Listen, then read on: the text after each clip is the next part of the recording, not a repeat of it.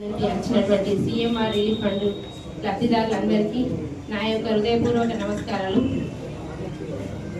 ఈ ప్రోగ్రాంకు అధ్యక్షత వహిస్తున్నటువంటి మన పవన్ రామారావు పటేల్ గారు నాకు తండ్రి లాంటి వారు.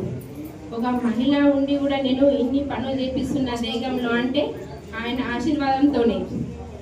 మనము ప్రతి ఒక్కరు ఇప్పుడు మేము బైన్సా మండలంలో అందరం సర్పంచులు గెలిచినాము, అంతా యూతే. మేము ఎందుకంటే ఏదైనా ఇంట్లో ఏదైనా కష్టం వస్తే వెంబడే పోయి చూస్తాము, చూసి వాళ్ళని హాస్పిటల్లో జాయిన్ చేయడం కానీ వాళ్ళకి ఎంత బిల్ అయింది సాధారణతోటి ప్రతి హాస్పిటల్లో కూడా 1000-2000 తక్కువ చేయించడము, మళ్ళీ వాళ్ళకి వెంబడే చెప్తామన్నట్టు.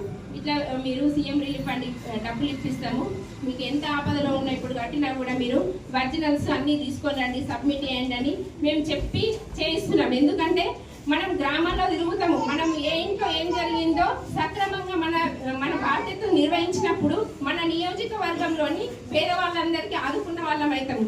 కంపల్సరిగా మన విధిగా మనం సార్ చేసే పనికి ప్రతిదీ కూడా తోడుంటూ మనకు సార్ గెలిచిన సందీపుడు మా దేయంకు 1,60,00,000 ఇచ్చిన ఘనత మా ఎమ్మెల్యే గారిని నేను ఎప్పుడు కూడా మరవను.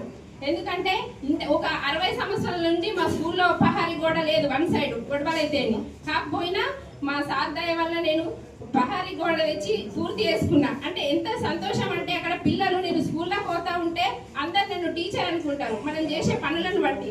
అట్లాంటిది మనం ముదోల్ నియోజకవర్గంలోని విద్య, వైద్య, ఇరిగేషన్ పైనే మన సార్ దృష్టి.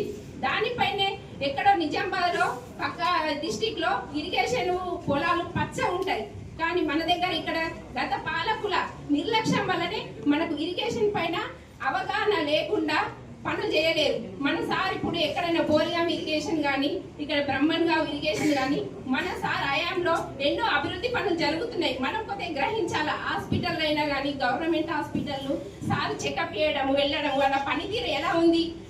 మన ఎమ్మెల్యే గెలిచిన నుంచి మీరు ఒక్కసారి ఆలోచించండి అని నేను ఒకసారి గుర్తు చేస్తున్నాను. ప్రతిదీ కూడా రోడ్లు కానీ మోర్లు కానీ ముదోల్లో లోపలికి పోవాలంటే ఎంత మోకాలు పంటి నొందలుండే, ఇప్పుడు సీసీ రోడ్లు ఎలా అయ్యాయో మీరు ఒకసారి గ్రహించాలా.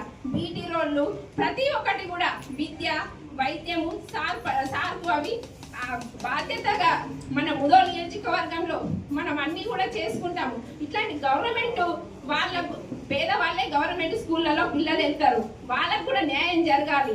అక్కడ ఫుడ్ ఎలా పెడుతున్నారు ప్రతి ఒక్క దానిపైన సారు దృష్టి సారించి మన నియోజకవర్గంలోనే ఎప్పుడు చేయని పనులు చేయడం చాలా గర్వంగా ఉంది. సార్ దయతోటి మేము సార్ పక్కకుండి మా ఊర్లో కూడా పనులు చేయించుకుంటా మాకు ఇంత మంచి పేరు వస్తుందంటే మన ఎమ్మెల్యే గారిని ఎప్పుడు కూడా మరవము. మాకు ఈ అదృష్టాన్ని కల్పించినటువంటి ఆ దేవుణ్ణి